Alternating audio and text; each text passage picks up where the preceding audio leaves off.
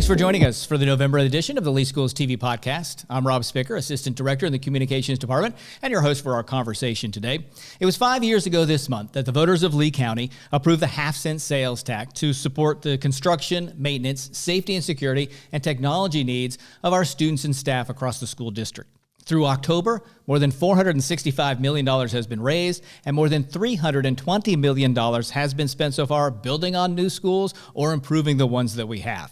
So to mark the anniversary, our guest today is Dr. Amy Desamours. She's the Chief Financial Officer at the school district, and we thank you for coming in to sort of walk us through the last 5 years of the sales tax. Great, thank you. My pleasure to be here. I think, would this be fair to say that 5 years later, the school district is in a much better place than it was because of the sales tax? Oh, absolutely. The sales tax has had a monumental impact on what the school district has been able to do as far as capital expenditures over the past 5 years. Yeah, I think when you say monumental, that's what I think is almost impossible to understate how important it has been for us to keep up with student growth and maintain the schools that we have. Yes, absolutely.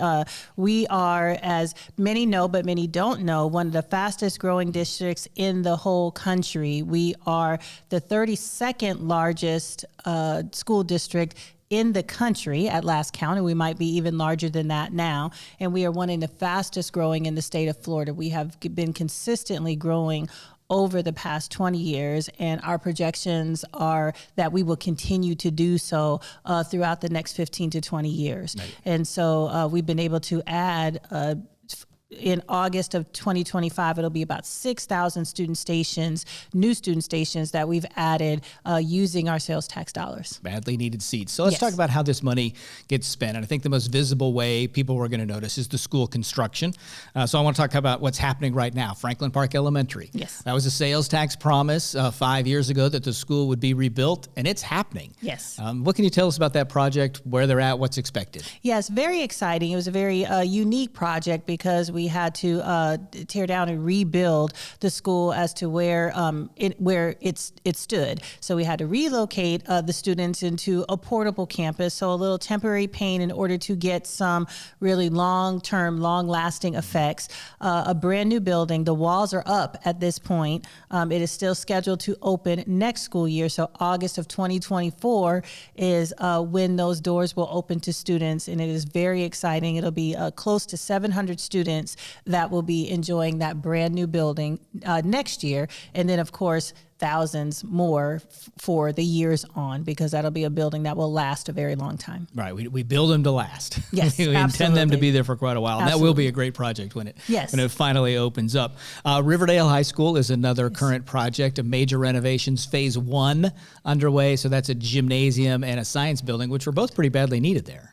Correct.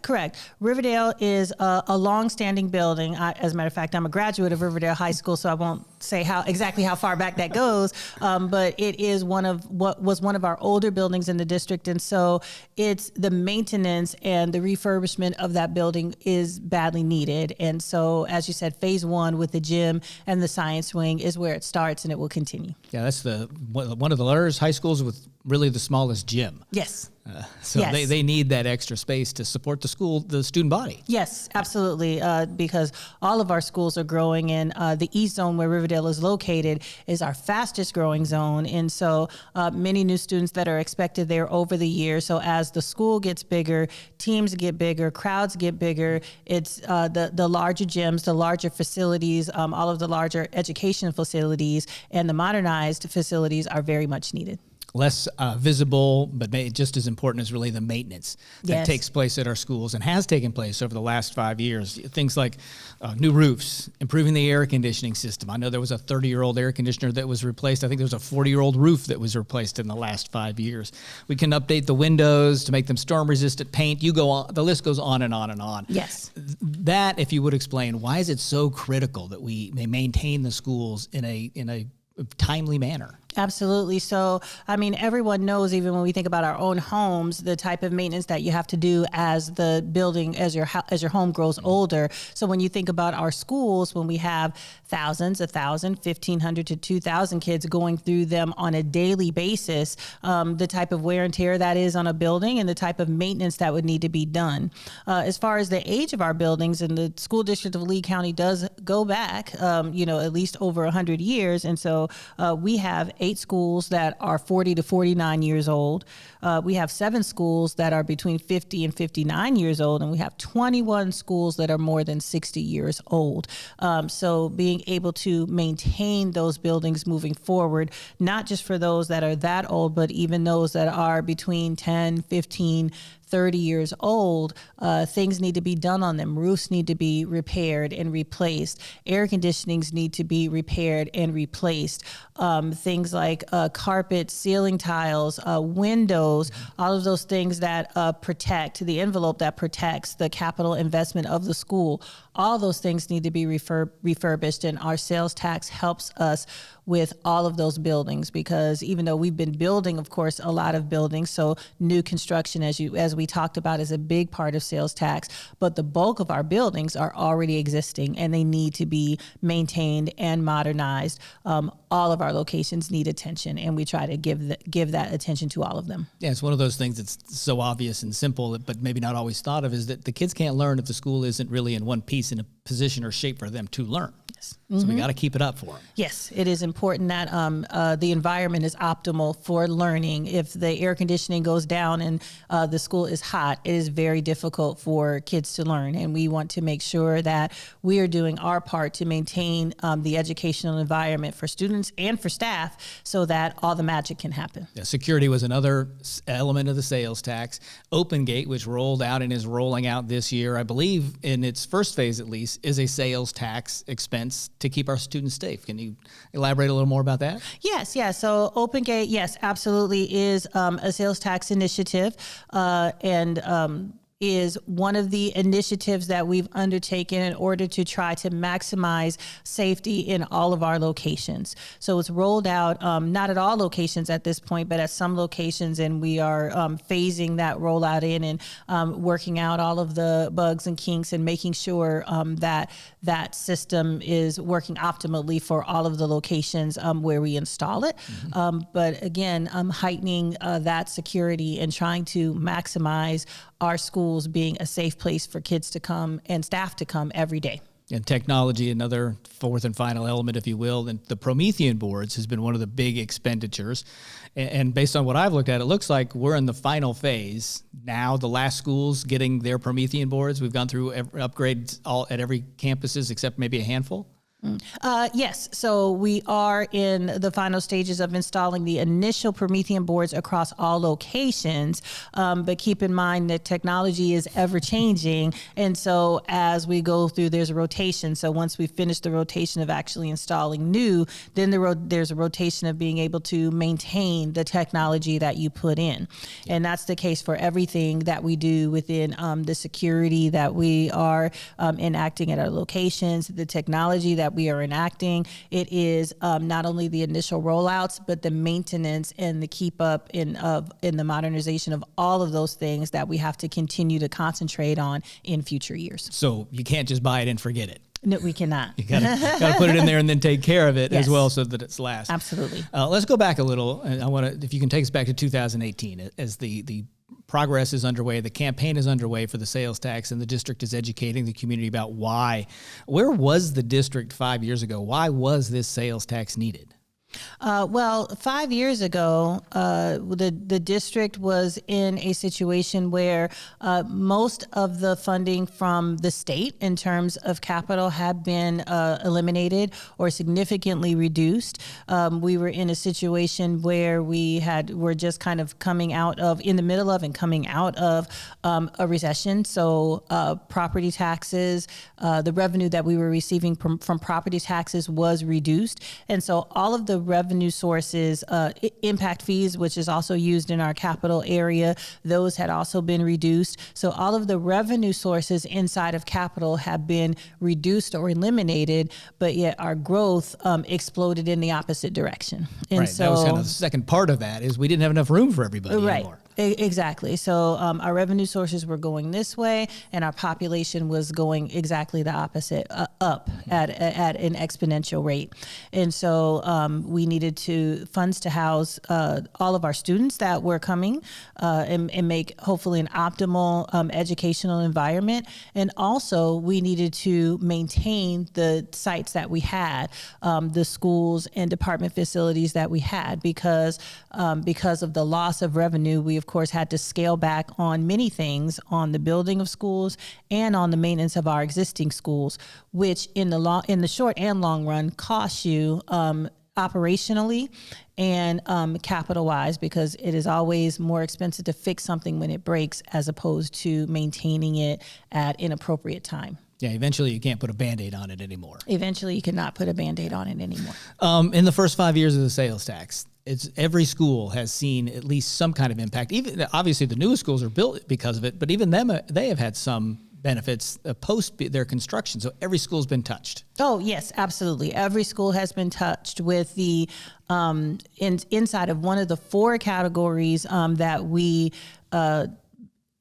pledged to spend the sales tax funds in. So whether it be new construction or maintenance or technology or safety, every school across the district is the recipient of some project that where sales tax money has been expended. So it's very gratifying to think about the trust that the community put in us in terms of voting in for the sales tax and supporting the sales tax, and the progress that we made over the past 5 years, and then the plan that we have for the next 5 to 10 years to come. Yeah, I'm thinking about the last 5 years. Gateway High School, Lehigh Acres Middle School, now Montessori Elementary, all the work to open up Lemuel Teal Middle. Yes. Those were vital builds that were funded by the sales tax that may not have happened as quickly as they did. Yes, absolutely. Absolutely, they would not have happened as quickly as they did. And Lehigh Middle as well on that. So many facilities, as we said, 6,000 student stations that will be open by August of 2025 because of the trust from the taxpayers and the benefit that we were able to see from what we've been able to do so far with the sales tax. I'm going to look forward in just a second, but I do want to talk about a couple things the sales tax cannot do, because people do ask these questions, and it came up recently when we were negotiating contracts for the teachers and the support personnel. Yes. Sales tax money is capital funding and cannot be used for salaries, correct? Yes, that is correct. It is outlined specifically in the statute exactly how you can use the sales tax when voters approve it, and it's specifically for capital expenditures. And so when we took the referendum to the public, we were very specific about how we were going to use it, and it cannot be used for operational salaries. And the same we had Hurricane Ian, we've got a lot of maintenance, restoration, new builds. Hurricane money does not go to those projects either.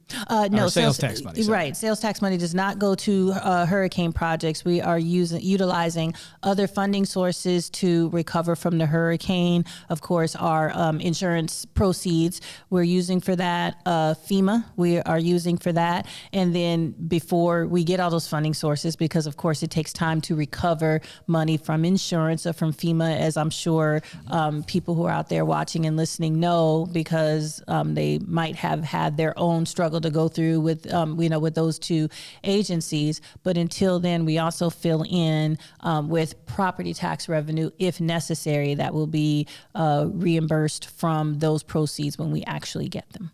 So in the next 5 years, because of the sales tax revenue, let's talk about some of the projects upcoming. And there's 2 new schools, a middle school and a high school, looking out somewhere in the Lehigh Acres area. Can you talk a little bit about, what is it, MM and O? I'm not even remembering what letters were on, MM and OOO, or OO and MMM? I believe it's elementary M and middle school OO, but don't quote me on it. Yeah, I know.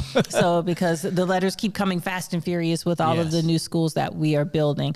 But yes, there are plans for over the next 10 years, or really over the next 5 years, I'll focus on 2 elementary schools, a middle school, and a high school in the East Zone, and additional building potentially of a high school in the West Zone as well. So over the 5 years, next 5 years, those are the next facilities as far as new construction that we'll be focusing on. Wow. Lots coming our way still to Yes. think about. Franklin Park, once that's done, Yes. The portables are tying up and delaying the rebuild of Cypress Lake Middle, Yes. which was another sales tax promise. So Yes. if we open up Franklin Park next August, we then move to the Cypress Lake rebuild? Yeah, absolutely. We'll then move on to the Cypress Lake rebuild. As you mentioned, yes, that was one of the schools that we had on the slate when our operations teams examine our schools and determine what needs to be done. Maybe there's just some maintenance that needs to be done on a rotation. Maybe there's something a little bit deeper that needs to be done, or maybe potentially a whole entire rebuild like we're seeing at Franklin Park. And at Cypress Middle, we're going to go in and do a very specific project there that involves some additional student stations and also involves rebuilds of certain parts of the campus. So it'll be very exciting. Yep.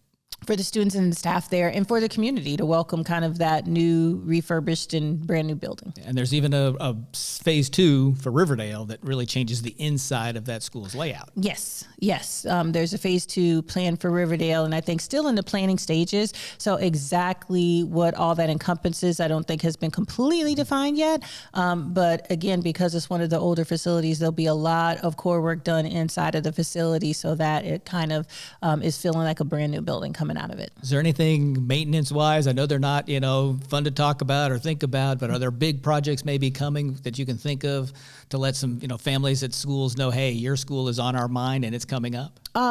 Well, not necessarily at specific schools at this point, but as far as maintenance is concerned, one of the kind of big areas that we have on the slate to focus on for those schools who really need them, roofing, window replacement, which is very important for the protection of everything inside the building. And you know how we get rain in the Southwest Florida area. So between roofs and windows that we really need to refurbish, and then also roofs, windows, air conditioning. I'm sorry. We got to have that in Florida. We got to have that. That's right. And then also making sure those systems are running well. Yeah, I assume the same safety and security. We never stop looking. Mm-hmm. And new technology. We're always going to be out there shopping for or getting what our students need. Mm-hmm. Yes, absolutely. For obvious reasons, we don't necessarily talk about the details behind all of the security initiatives that we have going on at all of our locations, but it is an area in constant review, in constant update, and we are will continuously run security projects at all of our locations in a rotation to make sure that we are, again, as safe as we can possibly be as far as trying to initiate security type initiatives that will help ensure the security of everyone at all of our locations. Any last thoughts 5 years in, what's happened, what's coming about the sales tax? Well, I mean, in terms of a couple of things that I wanted to point out is that we have a very good partnership and communication with our Independent Sales Surtax Oversight Committee, or what we refer to as ISOC.